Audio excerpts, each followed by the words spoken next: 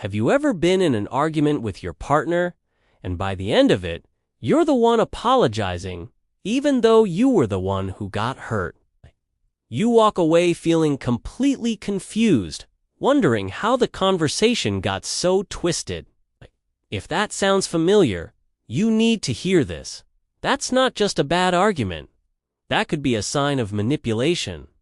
It's a subtle, often invisible force that can erode your self-esteem and make you question your own reality. Today, we're going to pull back the curtain on this destructive pattern. We'll explore the key signs of manipulation in a relationship, not to point fingers, but to empower you with clarity and help you reclaim your sense of self. Recognizing these behaviors is the very first step toward building healthier, more authentic connections, whether it's with your current partner or in the future. The first and most common sign of manipulation is what I call history rewriting. It's when your partner completely twists the narrative of a past event, especially an argument. Let's say you bring up something they said that deeply hurt you. Remember it clearly, the words, the tone, the context. But when you confront them, they deny it. They'll say, "That's not what happened at all," or "You're remembering it wrong," or even worse, "I would never say something like that." They're so convincing, so firm in their version of reality, that you start to doubt your own memory. Suddenly, the focus shifts from their hurtful action to your supposedly flawed perception. Before you know it, you find yourself defending your sanity instead of discussing your feelings. This isn't just a simple disagreement over details. It's a deliberate tactic to invalidate your experience and avoid taking any responsibility for their actions. The second sign is when your fundamental emotional needs are constantly labeled as excessive or unreasonable.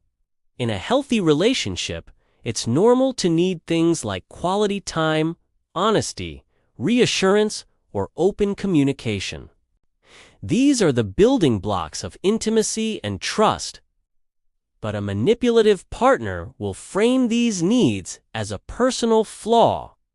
You ask for a little more of their time, and they call you clingy. You ask for honesty about where they were, and you're accused of being controlling or insecure.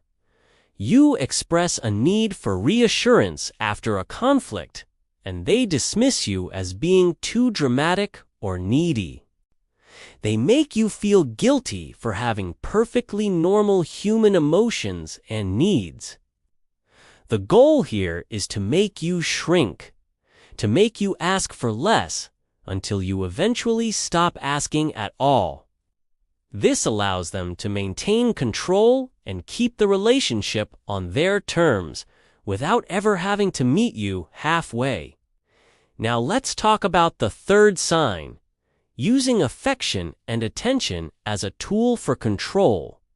This is incredibly confusing because it's wrapped in something that feels like love. When you're compliant, when you go along with what they want, when you don't challenge them, they shower you with love, praise, and affection.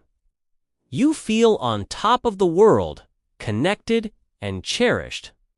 But the moment you disagree, set a boundary, or voice a different opinion, that warmth vanishes. They become distant, cold, and withdrawn. They might give you the silent treatment, withhold physical touch, or become emotionally unavailable. This hot and cold behavior is a form of punishment. It creates a powerful incentive for you to always agree with them to avoid the pain of their withdrawal. You start to subconsciously learn that your good behavior is rewarded with love, and your bad behavior, which is really just you being your authentic self, is punished with emotional abandonment. This isn't love, It's a transaction. The fourth sign, which ties into all the others, is a chronic avoidance of responsibility. A manipulative person has an incredibly difficult time saying, "I'm sorry, I was wrong." Instead of accountability, you get a masterclass in deflection. There are 3 common ways they do this. First, they make excuses. "I only yelled because I'm so stressed from work." The excuse is meant to justify their bad behavior and absolve them of guilt. Second, they shift the blame onto you. "Well, I wouldn't have lied if you weren't so suspicious all the time." This is a classic move that turns their mistake into your fault. Suddenly, you're the one on trial. Third, they bring up your past mistakes to deflect from their current one. "Oh, you're mad I was late. Remember that time 2 years ago when you forgot our anniversary?" It's a smokescreen designed to derail the conversation and put you on the defensive. A healthy partner owns their mistakes, learns from them, and works to repair the damage. A manipulator just finds a new way to avoid the blame. Finally, the fifth and perhaps most damaging sign is when they systematically make you doubt yourself. This is the core of gaslighting. Over time, through all the tactics we've discussed, they chip away at your confidence and your trust in your own judgment. You start to internalize their criticisms. You start to believe their twisted narratives. Okay. You find yourself constantly second-guessing your feelings, your memories, and your perceptions. You begin to think, maybe I am too sensitive. Maybe I am the problem. Maybe I'm just crazy. This self-doubt is their ultimate goal, because a person who doesn't trust themselves is much easier to control. It's a slow erosion of your identity. You stop feeling like yourself. You become more anxious, more hesitant, and you find yourself walking on eggshells, constantly trying to predict their mood and avoid conflict.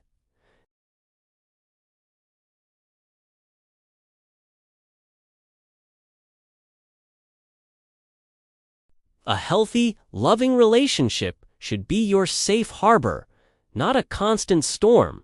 Okay. It should build you up, not break you down. Okay. Love is not supposed to leave you feeling perpetually confused, anxious, exhausted, or questioning your own sanity.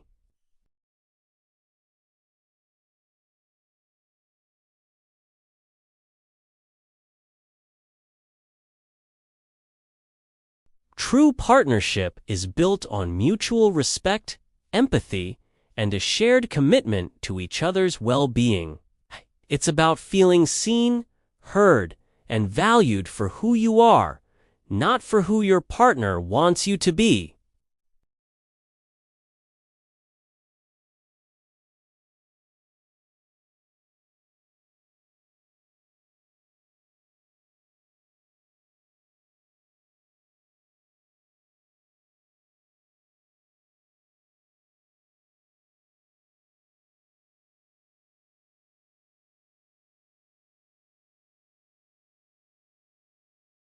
If your relationship is costing you your mental health, it's too expensive.